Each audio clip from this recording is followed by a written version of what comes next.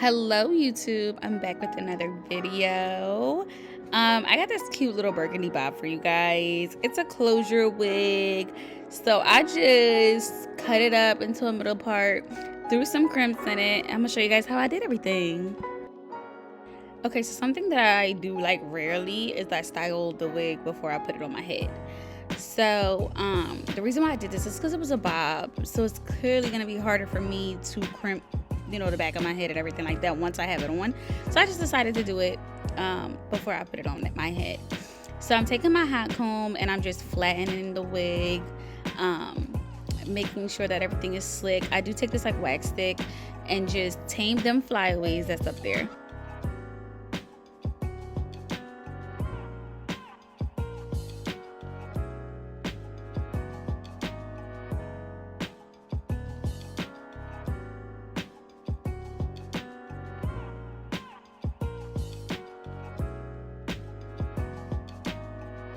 Okay, so everything is nice and flat now. I sectioned off the back of the wig.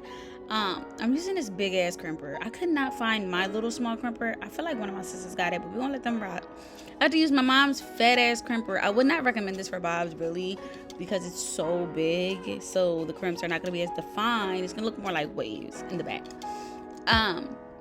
But yeah, I'm just showing you guys how I crimped it. Now, when I started off doing this hairstyle, I was not spraying it with free spray. So a couple crimps in, I started realizing like, all right, let me throw some free spray on here just to make sure it is staying, because it's gonna look more like waves because the crimper is bigger. So I'm just crimping, and as I go, I'm going to take my free spray and just spray it like lightly on the wig just to make sure that the crimps are gonna actually stay. Of course, I'm going to have all the details in the description as far as like the length of this wig and the hair company and everything like that. It is from AsteriaHair. So like I said, I'll have everything in the description for you guys. The best way I could say to crimp is I was using my finger to like kind of like hold the crimp every time that I was going down, if that makes sense. I did not like comb it out or brush it out or finger detangle up until I was completely done the whole head. So I'm gonna let them crimps rack out straight like that until I'm done everything, and then I went on ahead and like finger detangled it. Okay, so another like little trick that I did is when I was doing the top of the head, I did not start the crimp directly at the root. I kind of left a little bit of space, as y'all can see, so the top was still flat, and I started the crimp a little bit lower. Once everything was crimped, I am just fingering them out, and I did go on ahead and like cut the bob a little bit just to make sure everything was like nice and even. It's optional, up to you, but I kind of wanted like, you know, that straight, crisp, blunt cut, so I did go on ahead and trim it up a little bit.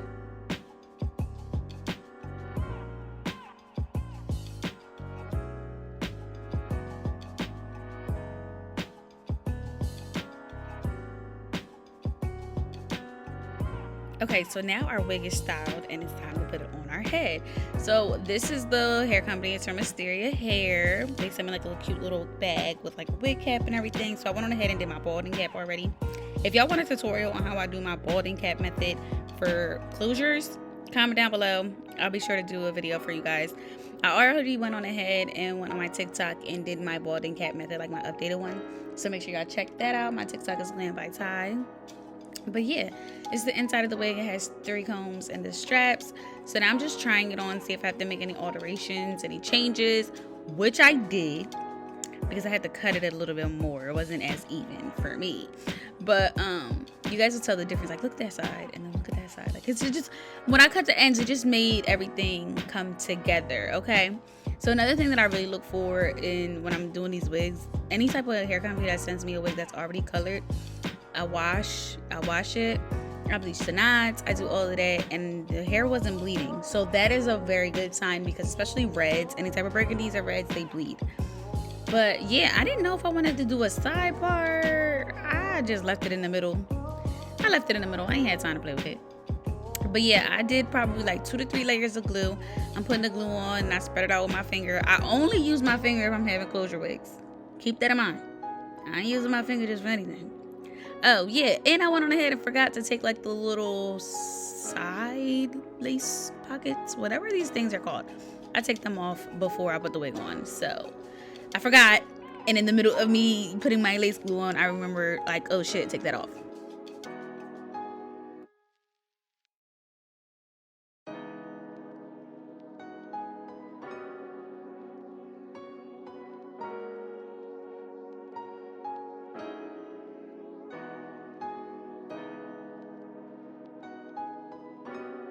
Okay, so another tip, right? When you're applying your lace glue, you kind of want to apply it to your wig cap and then a little bit forward. But definitely you're going to blend both your wig cap and the top of your head with the lace glue. You're going to make sure that you're doing really thin layers. So like I said, I probably did like 3 layers in total. I can't really remember, but I made sure that they were completely thin because once they're thin, they're easier to dry. So once it gets completely clear, it didn't take that long, as y'all can see. I just laid the wig down. I did have to go back in and do the sides a little bit more, but you live and you learn, you know what I'm saying? When I have lace front wigs, like frontals, I cut the lace first, but when I have closures, I leave the lace on and then I cut the lace off afterwards. So yeah, I applied a little bit of freeze spray to the lace, tied it down, and then when I took it down, it looked like this. And it was time to cut it, and I just literally cut it in like zigzag motions. I took my freeze spray and laid down, melted the lace down even more, whatever didn't get, you know, tacked down.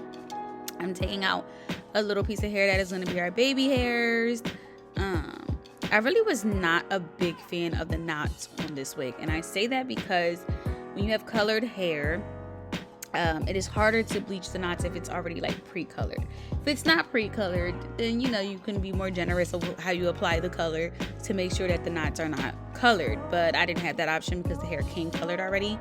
So yeah, I wasn't really that big of a fan, but I loved the hair. The hair was super soft and it was easy to manage. I definitely feel like if you're a beginner, you're gonna like this wig. But yeah, this is what it looks like. This is the end result. 10 out of 10 recommend. Okay, I love the color. The color is super cute. They did a really good job with it.